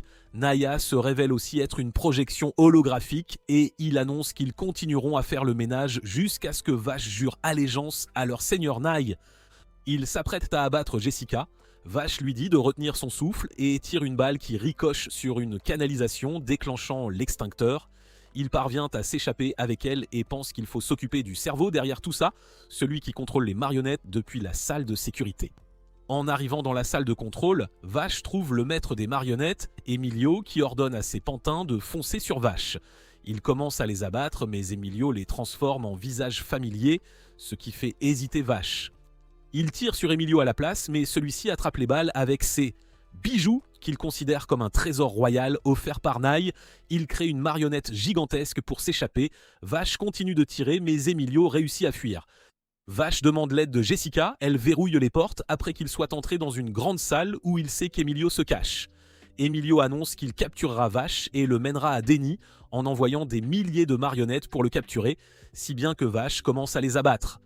Il ordonne à Emilio de se montrer, mais Emilio envoie encore plus de pantins. Vache appelle Jessica qui active le plan et baisse la gravité, tout flotte et Vache aperçoit Emilio. Il ouvre le feu, mais Emilio lui dit qu'il avait tort de croire qu'il perdrait le contrôle en apesanteur. Il parvient à attraper Vache avec ses fils et commence à s'avancer en se demandant pourquoi les autres n'ont pas réussi à le vaincre. Vache demande à Jessica d'augmenter la gravité pour tout écraser au sol et Emilio ordonne à ses marionnettes de se relever, mais elles ne supportent pas la force immense. Vache tient à peine debout, son bras se décroche, mais il parvient à tirer sur les sphères qui alimentent les pouvoirs d'Emilio. Le privant de contrôle sur ses marionnettes, Jessica rétablit la gravité et Emilio remarque que personne ne l'a jamais regardé vraiment, sauf Naya dans l'œil de Michael.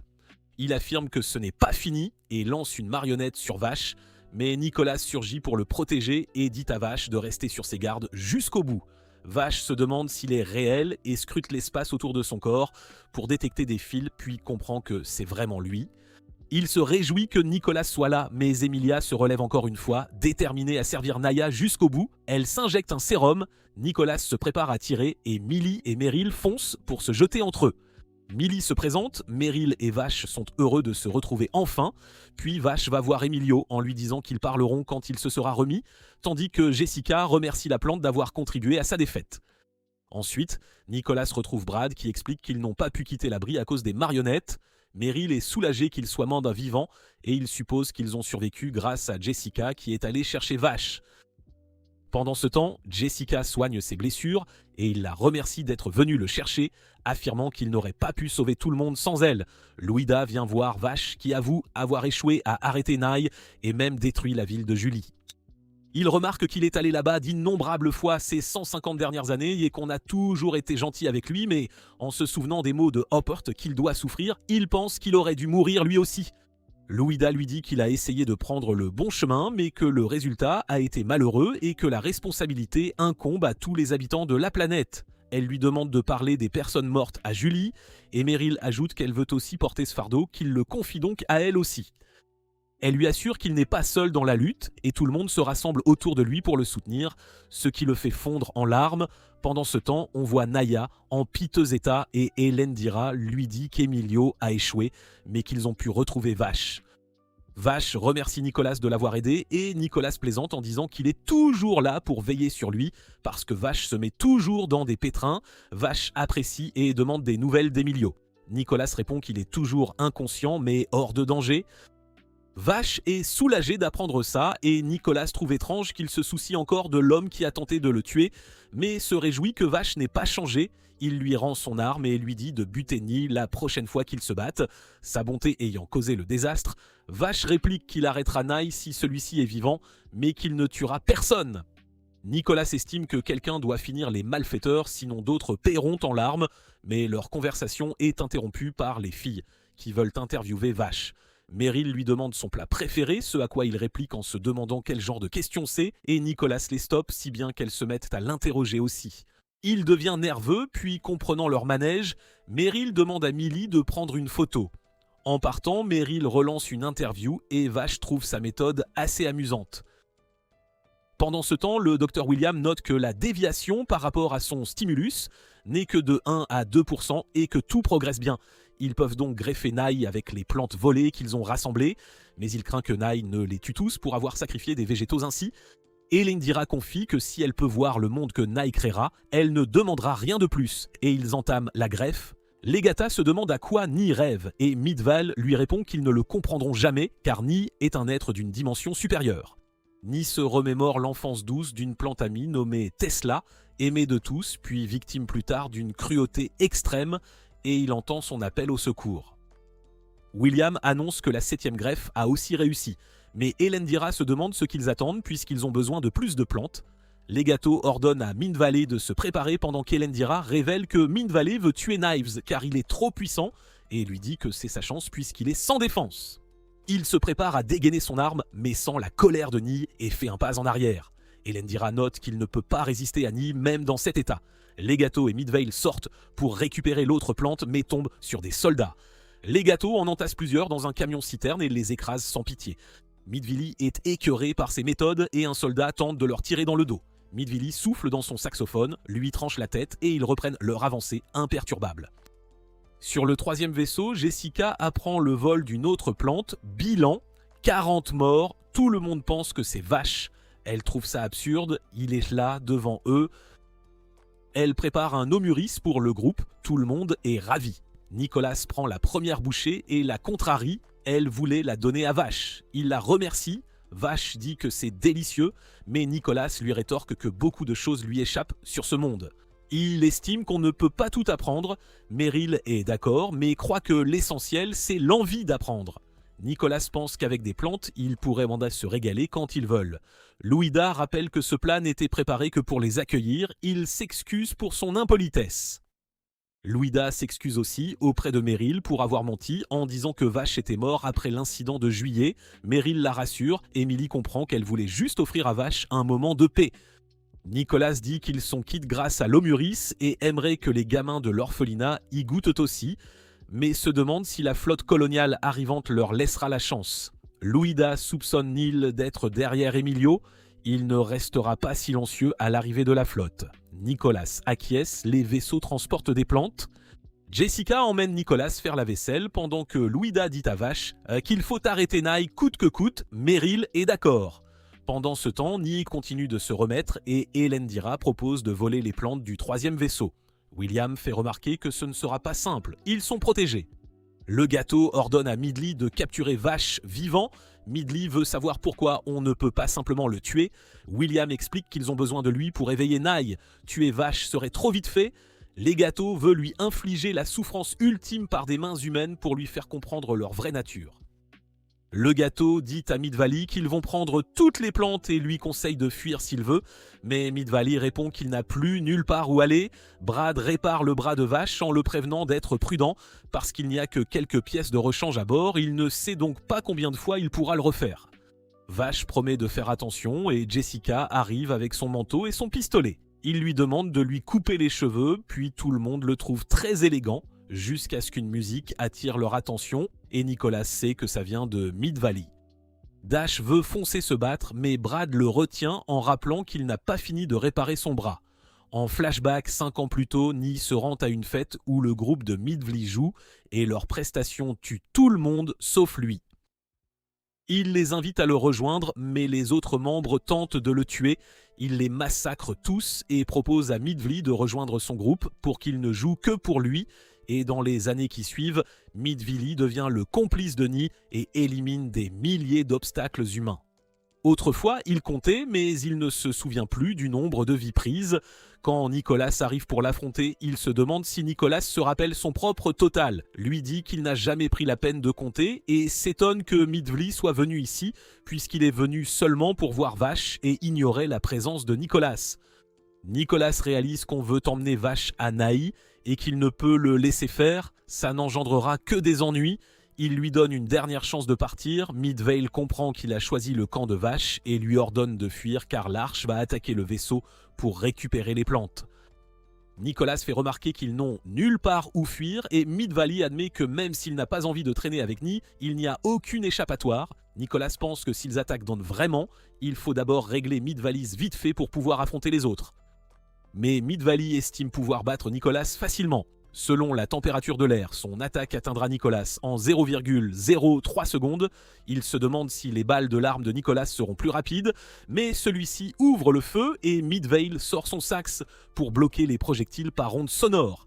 Nicholas change de tactique et envoie un rayon laser, mais Mid-Valley le bloque encore avec sa barrière sonore, puis contre-attaque. Nicholas évite de justesse et tente de se cacher, mais Mid-Valley entend encore sa respiration, donc il se bouche la bouche. Il laisse tomber intentionnellement une balle que Mid-Valley entend heurter le sol, alors il la pulvérise avec une onde sonore. Nicholas lui tire soudainement dans le dos, Mid-Valley parvient à bloquer et voyant Nicholas à découvert, il lui envoie une puissante onde. Nicholas se met à couvert et note qu'il savait déjà que Mid-Valley avait de bonnes oreilles, ce ne sera pas simple. Il remarque que l'autre a changé, l'ancien Nicholas ne lui aurait pas demandé de partir et il sait que Nicholas vise juste son sax pour le désarmer. Il dit que Mid-Valley peut aussi changer, mais Mid-Valley pense que lui ne peut le dire que parce qu'il a pu quitter Naï et qu'il n'a pas d'autre choix que de le suivre. Nicholas lui répond de faire pareil et remarque qu'il a déjà un peu évolué puisqu'il n'a pas utilisé son attaque omnidirectionnelle que Nicholas n'aurait pas pu éviter. Mid-Valley explique qu'il obéit uniquement à l'ordre d'amener Vache vivant, mais Nicholas lui dit qu'il peut lancer une attaque qui épargnerait Vache, attaque qu'il refuse d'utiliser car il a changé. Mid-Valley voit le reflet de Naï dans son saxophone, ça le terrifie et il déclenche une attaque de grande ampleur. Nicholas se faufile derrière lui, mais Mid-Valley sent sa présence et porte un coup mortel. Il est surpris que Nicholas soit encore en vie, mais il ne voit rien et Mid-Valley explique qu'il lui a brouillé le cerveau, il ne verra rien pendant un moment. Il commence à s'éloigner pour chercher Vache, mais Nicholas le menace de l'abattre. Il pense que Nicholas ne peut pas le toucher puisqu'il est aveugle. Nicholas commence à tirer, il bloque toutes les balles, alors Nicholas passe au laser que lui renvoie Mid-Valley sans difficulté.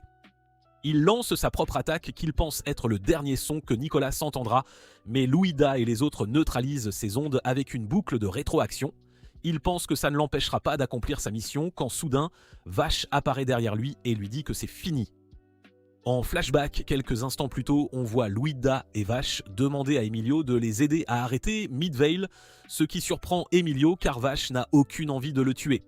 Emilio leur dit que Mid-Valley a une ouïe excellente, qu'il faut lui faire écouter sa propre musique et Vache comprend qu'il parle d'une boucle de rétroaction. Il demande qu'on lui enlève ses menottes en échange, ce que Louida envisage, mais elle précise qu'il restera confiné dans cette pièce. Dans le présent, Mid-Valley réalise que Vache n'a utilisé la boucle que pour couvrir son approche et Vache dégaine pour abattre le saxophone et le détruire. Nicholas grogne qu'il a mis trop de temps et qu'il a failli mourir, mais Vache explique qu'il a dû réparer son bras et qu'il a demandé l'aide d'Emilio pour neutraliser Mid-Valley. Il trouve que Vache change vraiment tout le monde et Nicolas fait le malin mais n'y voit rien et finit par se cogner la tête 2 fois. Mid-Valley dit qu'on devrait le tuer car Night arrivera bientôt pour tous les massacrer, mais Vache le rassure en jurant de protéger tout le monde, lui y compris. Middles se met à pleurer en entendant ça tandis que Nicolas traite Vache de mou pour protéger son ennemi, alors que Mélie trouve ça touchant. Ensuite, Louida convoque une réunion pour peser les options et Nicolas note que d'après Mid-Valley, Ni n'est pas à pleine puissance. Elle s'enquiert de l'état du vaisseau, ses hommes répondent que 60% des canons fonctionnent, qu'ils ont beaucoup de munitions et 10 intercepteurs. Elle veut l'affronter frontalement et déclenche les préparatifs de combat niveau 1 en ordonnant aux civils non combattants de regagner les abris. Elle dit à Meryl et Millie qu'elles n'ont pas besoin de rester à bord, mais elles préfèrent de rester et Meryl confie qu'elle les considère comme ses amis. Elle ne peut pas les laisser seuls. Jessica demande à Vache s'ils vont mourir et il la rassure en promettant de tout faire pour les protéger. Le gâteau comprend que Midvale a raté sa mission, mais s'en fiche car il n'attendait pas grand-chose de lui. Il dit à Naya que son réveil est imminent. Meryl pense que Vache pourrait éviter le combat, mais lui annonce qu'il est déjà décidé et Nicolas se demande comment il fera, incapable même de tuer ses ennemis. Nicolas charge ses munitions, mais doute qu'ils aient une chance contre les gâteaux, capables de télékinésie sur les corps. Il se demande comment le battre, croit que leurs ennemis n'ont besoin que de Vache pour réveiller Nai, et propose de tuer Vache. Il promet même des funérailles bien dignes. Il pense que c'est le moyen le plus simple d'empêcher Nai de revenir, mais Millie trouve que sa proposition d'organiser des funérailles après avoir tué Vache sans l'intérêt personnel, on l'appelle l'entrepreneur de pompes funèbres, il dit que c'était une blague et elle rappelle qu'ils l'ont entendu dire à Mid-Valley que Vache est son allié juré. Meryl non plus ne croit pas qu'il blesserait son ami et ils se moquent de tous de lui, mais l'atmosphère change d'un coup quand ils perçoivent de l'arrivée du vaisseau ennemi. William tire des roquettes sur le 3e vaisseau sans effet, alors il lâche un faisceau d'énergie massif pour détruire le générateur de bouclier. L'équipe de Louita voit l'arche foncer vers eux, elle ordonne l'interception et ils ouvrent le feu au laser, mais rien ne passe les défenses. William précise que ça met 30 minutes à se recharger et que leur bouclier ne tiendra pas longtemps, alors Elendira lui demande de réduire la distance. Ils foncent sur le vaisseau 3 et ouvrent une brèche pour que les gâteaux s'infiltrent, mais l'équipe de Brad les attaque par derrière et détruit leur barrière. Elendira prend la main et lance des centaines de roquettes sur Brad pendant que les gâteaux aperçoit Vache et lui demande de les suivre. Ils ont besoin de lui pour ranimer Nai. Vache répond qu'il ne peut pas y aller et braque son arme sur les gâteaux qui se demandent ce que Vache va faire puisqu'il ne peut tuer personne. Pendant ce temps, Nicolas repère un robot énorme, envoie un flash pour lui aveugler la vision et se pose sur sa nuque pour l'abattre. Il tente de se relever. Nicolas tire sur la porte pour l'immobiliser et commence à s'éloigner, mais le robot bouge encore, alors il envoie un rayon laser. Le robot part l'attaque en chargeant et le projette. Nicolas se plaint de sa mauvaise vue et finit par utiliser son sérum pour se soigner. Le gâteau s'avance vers Vache et lui dit de lui tirer dans la tête s'il veut vraiment l'arrêter, mais Vache refuse.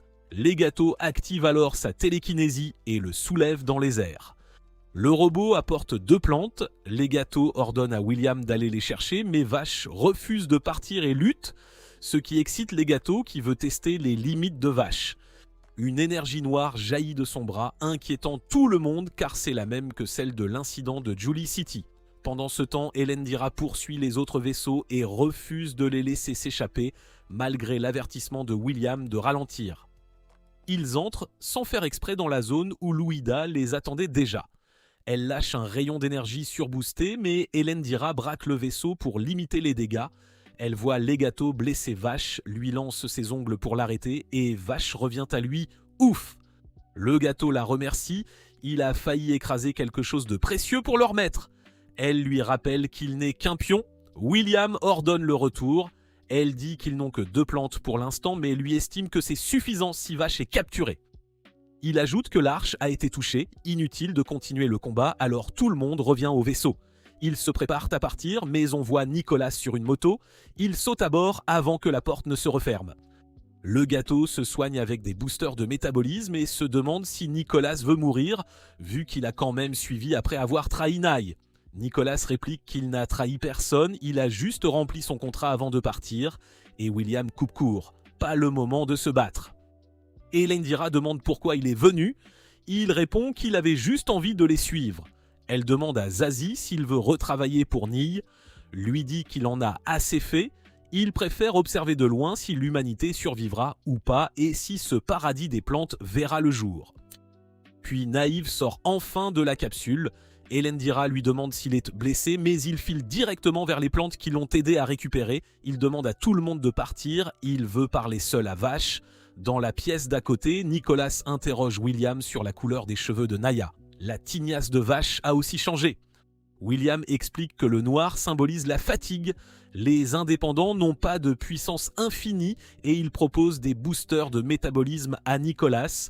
Nicolas, à court de pilules, refuse et demande ce qui arrive si les indépendants s'épuisent d'un trop.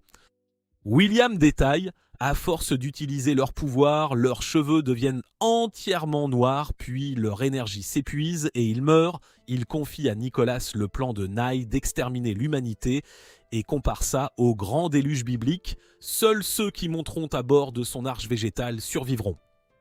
Pendant ce temps, Nia dit à Vache que la grande chute d'il y a 150 ans a été un échec, mais qu'il ne faillira plus et qu'il créera un paradis pour les siens. Il promet d'abattre 1000 navires d'immigrants sur la planète et Vache jure de l'en empêcher. Naya s'en va et demande à Legato de surveiller son frère. Elle prête ses pouvoirs à Tesla et tandis qu'il joue du piano, il canalise l'énergie de plusieurs plantes, ancrées d'innombrables lames qui tranchent tous les satellites de communication. L'ingénieur du vaisseau 3 réalise que le monde entier est déconnecté. Dans les mois qui suivent, des hommes lames attaquent des villes partout sur la planète, pillant leurs plantes, sans satellite, plus aucune communication possible, mais Meryl continue d'enregistrer chaque chose inlassablement. Pendant ce temps, Legato torture Vache pour le forcer à rejoindre leur camp, mais il refuse et assure que ça n'est rien comparé à la douleur qu'il a endurée pendant 150 ans. Né lui reproche d'être la cause du temps perdu qui a conduit à la mort des plantes. Vache répond qu'il a déjà vu des plantes noircies et lui prédit que ça leur arrivera aussi. Vache se demande comment les humains pourront survivre sur cette planète. Selon lui, seule une entente avec les plantes peut fonctionner, les deux se dépendant l'un de l'autre. Ney pense qu'elle vivrait de mieux sans humains, mais Vache rappelle que les gens ici mènent une vie de lutte constante et poussent les plantes jusqu'à l'épuisement. Il rappelle que tout a commencé avec la grande chute. Legato continue de le torturer, mais Nia finit par l'écouter et Legato le relâche. Vache se demande si Nia croit vraiment que les gens sont incapables de changer et insiste, même si ça prend du temps, ils peuvent changer se souvenant de Rem. Nia répond qu'ils n'ont pas de temps à perdre, leur peuple subit torture et abus en permanence. Mais Vache pense que c'est précisément là qu'il faut agir. Nia doute que qui que ce soit les écoute et demande si Vache se souvient de Tesla. Vache se remémore l'horreur qu'elle a vécue et se lève, ce qui surprend Legato. Il précise qu'il ne l'a pas oublié une seconde, c'est d'ailleurs ce qui les a rendus fous, mais comme ils ont eux-mêmes connu la violence, ils pensent qu'il ne faut pas répéter le cycle. Nia rit en convenant que la douleur était insoutenable, mais qu'elle lui a appris la vérité et il estime que les humains doivent aussi souffrir pour enfin être à égalité. Il dit à Vache qu'ils doivent combattre les humains et ajoute qu'il ferait mieux d'oublier Rem. Ses souvenirs ne feront que le blesser. Pendant ce temps, Meryl et Millie parcourent un peu la planète pour tout documenter, mais elles manquent d'eau et se mettent à pleurer. Ils tombent sur Brad et Jessica qui expliquent d'un coup qu'ils ont suivi leur signal et Millie les remercie pour l'eau. Elle demande si tout le monde va bien. Jessica répond que oui, mais Brad veut que Meryl et Millie le suivent. Au camp du vaisseau 3, Nicolas et Emilio divertissent les enfants avec leurs numéros pendant que les ingénieurs tentent de réparer le vaisseau. Quand Meryl et les autres arrivent, les ingénieurs remettent l'électricité, ce qui rend tout le monde heureux, puisque bientôt ils pourront voler et attaquer l'arche. Ensuite, Meryl raconte ses découvertes. À cause du braquage des usines, les survivants restants se replient dans un rayon d'environ 50 km autour de la grande ville d'Octobern. On apprend qu'elle n'a pas encore été attaquée, mais que ces installations fonctionnent à plein régime et fournissent juste assez de nourriture pour maintenir la population. Louida indique que la flotte d'immigration va bientôt arriver et l'espoir est leur seule planche de salut. Brad, lui, ne comprend pas pourquoi les steamers de sable qui s'y dirigent sont sûrs. Louida se demande si Naya rassemble tout le monde pour les éliminer et elle demande s'ils ont des infos sur Vache, mais ils ne parviennent ni à le localiser ni à retrouver l'arche et ils apprennent que le vaisseau d'immigrants arrivera dans environ 1 mois. Meryl pense que ce n'est pas loin, mais Louida doute que Nia reste les bras croisés. Il ira sans doute vers Octobern, donc il faut sauver Vache et abattre l'arche. Après ça, Millie retrouve Meryl perdue dans ses pensées. Millie sait qu'elle se demande si tuer Nye, même si ça peut sauver des milliers de vies, est justifiable, car Meryl sait que Vash ne sacrifierait pas quelques-uns pour en sauver beaucoup.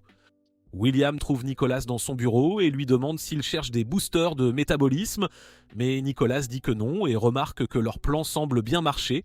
Il craint que s'ils réussissent, ça ne tue tous les humains, y compris ceux qui arrivent avec la flotte, et demande si William est d'accord avec ça.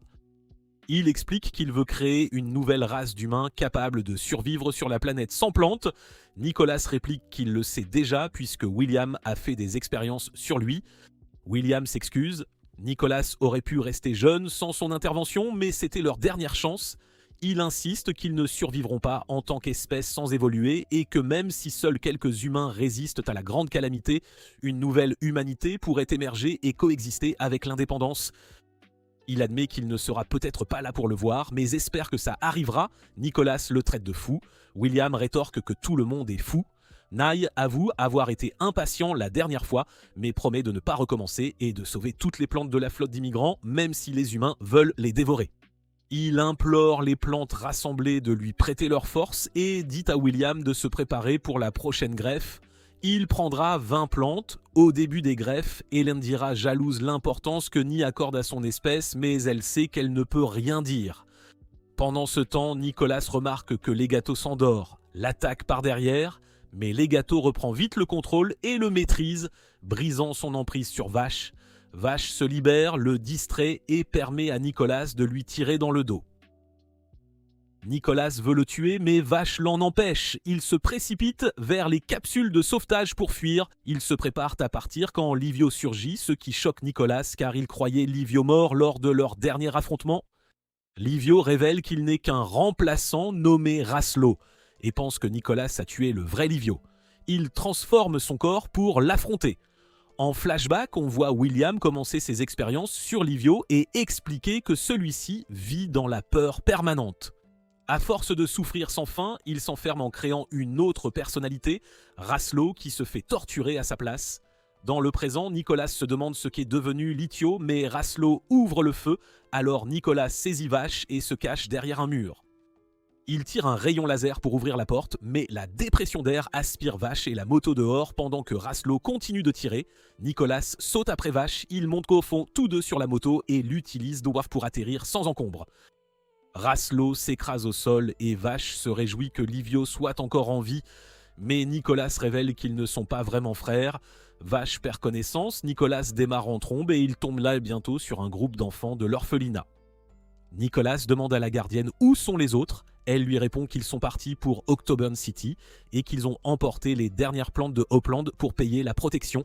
Tout le monde aperçoit l'autre groupe qui se fait soudain attaquer par les disciples de Nye et Nicholas s'excuse de les avoir entraînés là-dedans.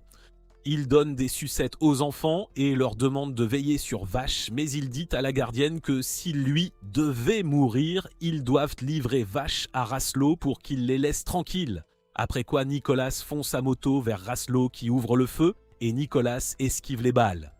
La moto décolle et il canarde Raslo sans compter, lui arrachant un bras. Celui-ci régénère illico et continue à tirer. Nicholas court en zigzag pour éviter les balles. Raslo sort son lance-flamme pour brûler les alentours, mais Nicholas traverse les flammes et réplique en tirant.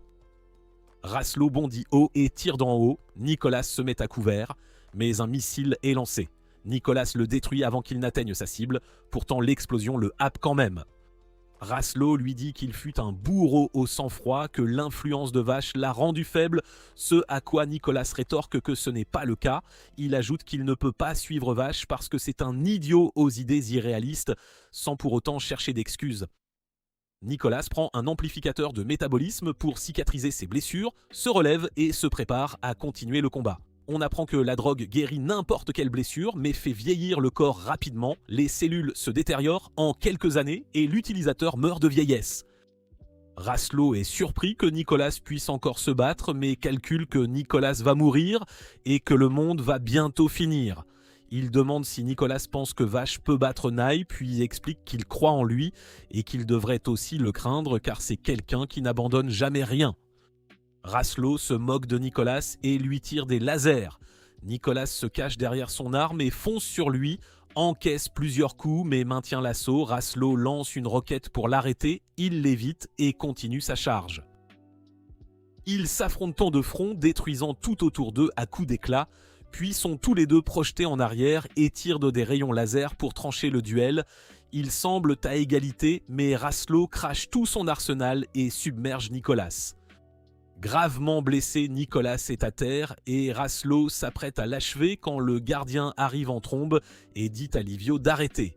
Raslo proteste qu'il n'est pas Livio, mais elle rappelle comment Nicolas prenait soin de lui et le traite d'idiot qui veut toujours tout faire seul. Elle dit qu'il finit toujours du mauvais côté parce qu'il est trop exigeant, qu'il se blesse sans cesse et que ça doit être épuisant d'être seul.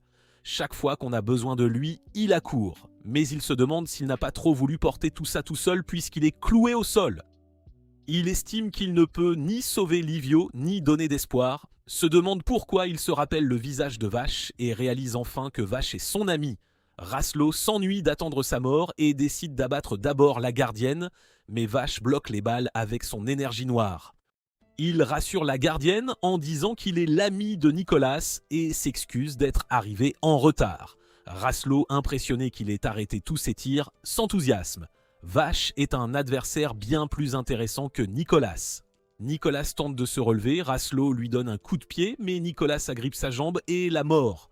Raslo trouve ça vain, mais ses blessures commencent à se refermer et il comprend que Nicolas a utilisé son sang comme remède. Raslo ouvre le feu, Nicolas lui arrache l'arme et lui tire en plein cœur. Il le recouvre de balles avant qu'il ne puisse reprendre ses esprits, puis enflamme le tout et le fait exploser. La régénération de Raslo ne suit plus. Nicolas le frappe en jurant à Livio qu'il fera tout pour le sauver, mais il atteint soudain ses limites et s'effondre. Le corps de Raslo se régénère et il est prêt à tuer Nicolas quand Vache lui arrache son arme. Il veut tuer Nicolas à main nue, mais une voix intérieure l'arrête, c'est Livio. Il s'excuse d'avoir gardé toute la douleur pour lui, admet que Livio peut continuer sans lui fait ses adieux et son troisième bras tombe. Nicolas le recueille et ils vont en ville où on utilise son sang pour soigner Nicolas, mais on voit que son corps a déjà vieilli à cause du remède. Livio fond en larmes d'inquiétude, Nicolas le traite de pleurnichard et il revoit les gamins avec qui il jouait. Il se rend compte qu'ils ont tous grandi, mais il demande à Vache de veiller sur eux et ferme enfin les yeux. Tout le monde se rassemble pour le pleurer et lui demande de le laisser reposer, puis ils comprennent qu'il va bien. Mais c'est ici que la vidéo se termine. N'oubliez pas de liker et de vous abonner à la chaîne. Merci d'avoir regardé, à la prochaine!